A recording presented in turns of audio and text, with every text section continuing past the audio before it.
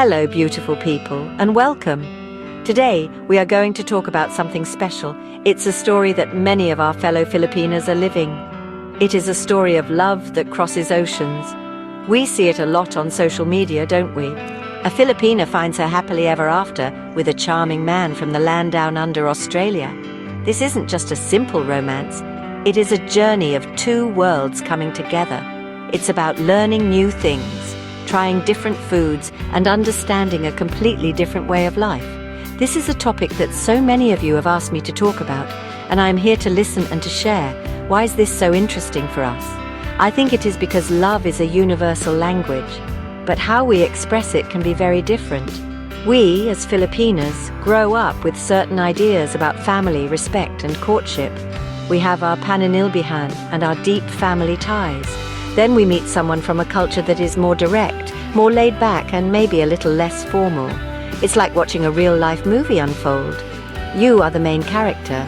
You discover new parts of yourself while learning about someone else. The story of a Filipina and an Aussie is a modern-day fairy tale, but with real-life lessons and beautiful discoveries along the way.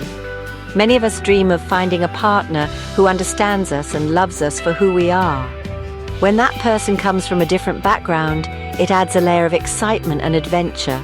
It challenges us to open our minds and our hearts wider than we ever thought possible. We learn that love isn't just about finding someone who is the same as us. It is about finding someone who complements us, someone who makes our world bigger. This is why these stories capture our hearts. They show us that love truly knows no boundaries, no distance, and no cultural barriers. It's a testament to how connection can thrive anywhere. So let's get into the real talk.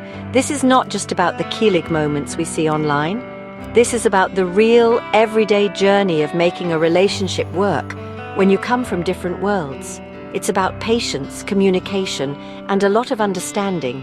We will explore the beautiful blend of Filipino warmth and Australian openness. We'll talk about the challenges that make you stronger as a couple. And we'll share some tips for any Filipina out there who might be starting her own journey.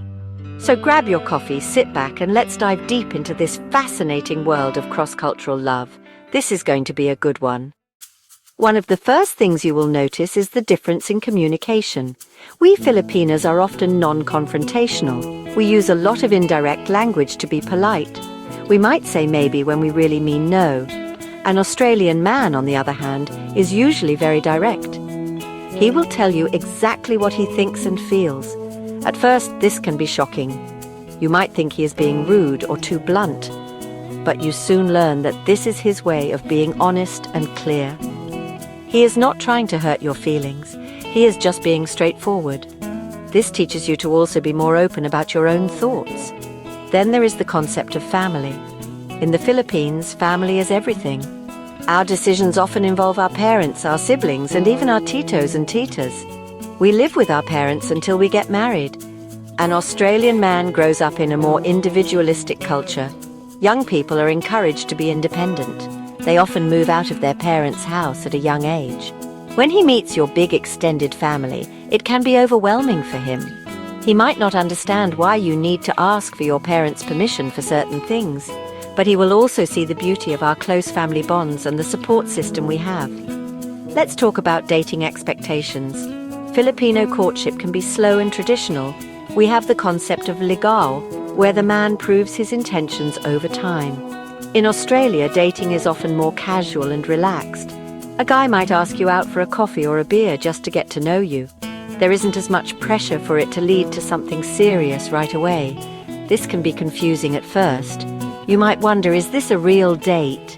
It's a different pace, but it allows you to get to know the person without the heavy weight of expectations, which can be quite refreshing once you get used to the style. And of course, we cannot forget the food. You will introduce him to the wonderful world of adobo, sinigang, and lechon. He will probably love it. He will introduce you to things like Vegemite on toast, meat pies, and a classic Aussie barbecue or a barbie. You might not like Vegemite at first. It's a very strong taste. But sharing meals becomes a fun adventure. It's a way to share your culture with each other. It's more than just eating. It's about creating new memories together, one dish at a time. It's a delicious and simple way to bridge the gap between your two worlds. One of the most wonderful surprises is the laid-back Aussie attitude. We Filipinas sometimes worry a lot. We worry about what other people will think, about the future, about everything. Australian culture has this famous saying, "No worries, mate," and they really mean it. Dating an Aussie guy can teach you to relax and not take life so seriously. He will encourage you to enjoy the moment, whether it's a spontaneous trip to the beach or just enjoying a quiet afternoon together. This calm and easygoing nature can be a beautiful balance to our sometimes anxious hearts. It brings a sense of peace to the relationship. Another fun aspect is discovering a new sense of humour. Australian humour is often very dry, sarcastic and self-deprecating. They love to take the mickey out of you, which means they like to tease you in a friendly way. At first you might not get the jokes, you might even think he's being mean. But soon you realise it's their way of showing affection and being playful. Once you understand it, you'll find yourself laughing a lot. You will learn to tease him back, and this playful banter becomes a special language between the two of you, making your connection stronger and much more fun. You will also be surprised by the encouragement for your independence. A loving Aussie partner will want to see you succeed on your own. He will be your biggest cheerleader. He will push you to pursue your hobbies, your career, and your personal goals. This is different from our culture, where sometimes a woman's identity can become tied to her partner or family. He will celebrate your individual achievements and be proud of your strength. This support can be incredibly empowering. It helps you grow not just as a partner but as a person, building your confidence in ways you never expected. Finally, the adventures are endless. Australia is a huge and beautiful country. There is so much to see and do. Your weekends might be filled with hiking in national parks, learning to surf at the beach, or exploring vibrant cities. He will introduce you to a love for the outdoors and for trying new things. This spirit of adventure is contagious. You will find yourself becoming more daring and open to new experiences. These shared adventures create powerful memories that become the foundation of your relationship. It's a life filled with sunshine, exploration, and a lot of happy moments.